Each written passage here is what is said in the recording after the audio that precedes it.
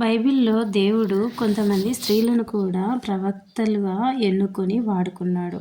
వారిలో మొదటివారు మిర్యాము. ఈమె మోషే, అహరోనుల యొక్క అక్క.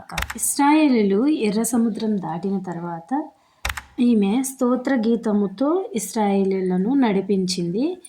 ఈ సందర్భాన్ని నిర్గమకాండము 15వ అధ్యాయము 20వ వచనంలో మనం చూస్తాము. రెండవదిగా దెబోరా. ఈమె న్యాయాధిపతిగాను ప్రవక్త్రిగాను ఉంటుంది. ఇశ్రాయేలీయులు కనాను రాజుపై యుద్ధంలో నడిపించింది.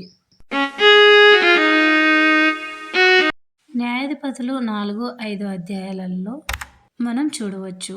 మూడవదిగా హుల్దా. ఈమె రాజైన హోషేయ కాలంలో ఉన్న ప్రవక్త. ఈమె దేవుని వాక్యమును ధైర్యంగా ప్రకటించింది. రెండవ రాజులు 22వ అధ్యాయము 14-20 వచనాలలో ఈమెను మనం చూస్తాం. ఇంకా రెండవ దినవృత్తాంతములు 34వ అధ్యాయము 22-28 వరకు మనం చూస్తాం. నాలుగవదిగా యెషయా భార్య. యెషయా గ్రంథము 8వ అధ్యాయం 3వ వచనంలో మనం చూడవచ్చు. ఐదవదిగా హన్నా. ఈమె ఆలయంలో నిరంతరం ప్రార్థనలు, ఉపవాసములు చేసిన ప్రవక్త. యేసుక్రీస్తు ప్రభులవారు పుట్టినప్పుడు శిశువుగా ఉన్నప్పుడు ఈమె సాక్ష్యం చెప్పింది.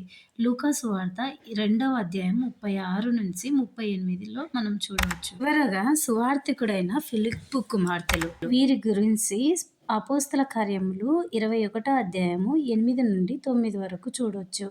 అందులో వీరు ప్రవచించువారు అని వ్రాయబడి ఉంది. ఈ విధంగా దేవుడు స్త్రీలను తన వాక్యాన్ని ప్రకటించడానికి ఎన్నుకున్నారు.